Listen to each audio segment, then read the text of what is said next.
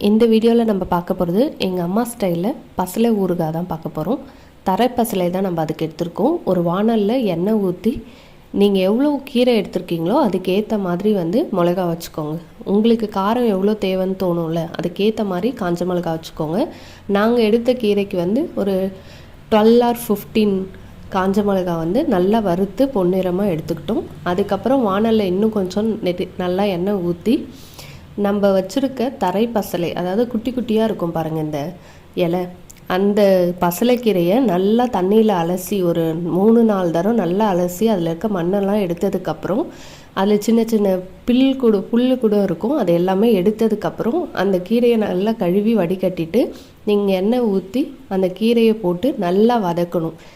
உங்களுடைய அந்த கீரை கலரே பச்சை கலரில் ஒரு மாதிரி கோல்டன் கலராக சேஞ்ச் ஆகும். அது வரைக்கும் நம்ம வதக்கிட்டே இருக்கணும்.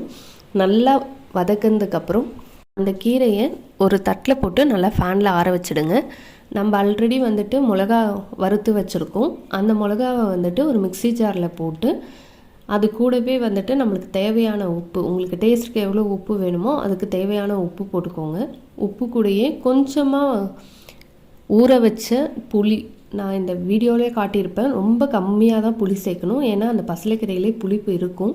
கொஞ்சமாக புளி சேர்த்துக்கிட்டு புளி ஊற வச்ச தண்ணியும் நம்ம இது கூடயே ஆட் பண்ணி அரைச்சிக்கலாம். குறைன்னு இந்த மாதிரி அரைச்சதுக்கப்புறம் நம்ம ஆல்ரெடி அரைச்சி வச்சுருக்க பசலைக்கீரையை உதிரியாக எடுத்து போடுங்க.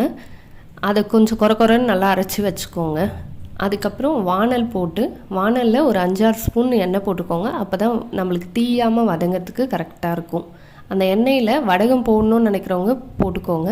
எங்களுக்கு வடகம் பிடிக்காது, அதனால் கொஞ்சமாக கடுகும் சீரகமும் போட்டுட்டு நம்ம உரித்து வச்சுருக்க பூண்டு நல்லா இடிச்சிட்டு அந்த பூண்டு போட்டு லைட்டாக வதக்கிட்டதுக்கப்புறம் கொஞ்சமாக கடலப்பருப்பு போட்டு வதக்கியிருக்கோம். இது ரெண்டுமே நல்ல கோல்டன் கலரில் வர வரைக்கும் வதக்கிட்டே இருக்கணும்.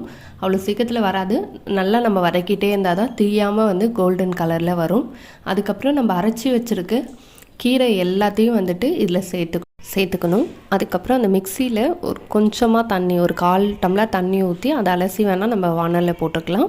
அதுக்கப்புறம் எண்ணெய் நம்மளுக்கு எவ்வளோ வேணுமோ அதை போட்டு கை விடாமல் நம்ம வதக்கிட்டே இருக்கணும். அப்போ தான் அது தீயாமல் நல்லா வரும். அந்த க்ரீனிஷ் கலர் லைட்டாக ஒரு மாதிரி பிளாக்காக டார்க் க்ரீனாக வரும்போது நம்ம ஸ்டவ் ஆஃப் பண்ணிவிட்டு இதை ஆற வச்சு ஒரு நல்ல ஏர்டைட் கண்டெய்னரில் சேஞ்ச் பண்ணி 1 month கூட யூஸ் பண்ணிக்கலாம். தேங்க்யூ.